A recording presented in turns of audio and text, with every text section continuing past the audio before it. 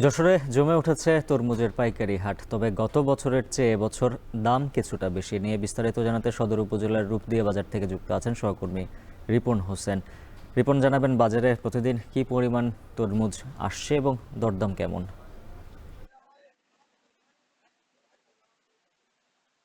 গত বছরের তুলনায় এবছর আমরা দেখেছি যে তরমুজের হাটে তরমুজ উঠেছে, তবে দামটি বেশি রয়েছে এবং এই সাইজ আকৃতিতে কিছুটা ছোট রয়েছে। তারা বলছেন যে আবহাওয়াজনিত কারণে তরমুজের সাইজ কিছুটা ছোট হয়েছে, তবে দামটি বেশি রয়েছে। একটি তরমুজ 20 টাকা থেকে শুরু করে 400 টাকা পর্যন্ত বিক্রি হচ্ছে। আর এই যে পাইকারি হাট রয়েছে রূপদিয়ার, এই হাটটিতে প্রতিদিনই তরমুজের হাট বসে থাকে এবং প্রতিদিন 20 থেকে 30 গাড়ি তরমুজ কিন্তু বিক্রি হয়। প্রতি গাড়িতে 3 থেকে 4 হাজার এবং 5 হাজার তরমুজ থাকে।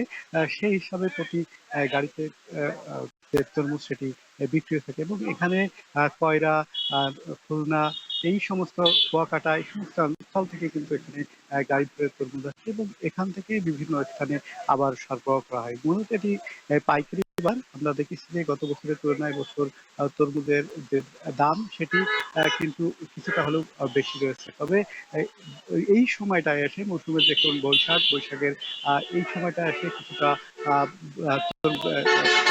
বলছেন যারা ব্যবসায়ী, এর আগে কিছুদিন যে রমজান মাসে সেখানে কিন্তু তরমুজের দাম আরো বেশি ছিল। তারা বলছেন যে সে রমজান মাসের থেকে এখন কিছুটা দাম কম রয়েছে। তবে বাজারে যে তরমুজের সেটি রয়েছে। তবে যারা কৃষক রয়েছেন, কৃষক পর্যায়ের কথা বলেছি, তারা যেটা বলছেন যে ওই আবহাওয়াজনিত কারণে অন্য বছরের তুলনায় এবছর কিন্তু তরমুজ কম হয়েছে, সে কারণেই দামটি বেশি রয়েছে। সব মিলে এই ছিল এখান থেকে আমার কাছে সর্বশেষ জলাপি।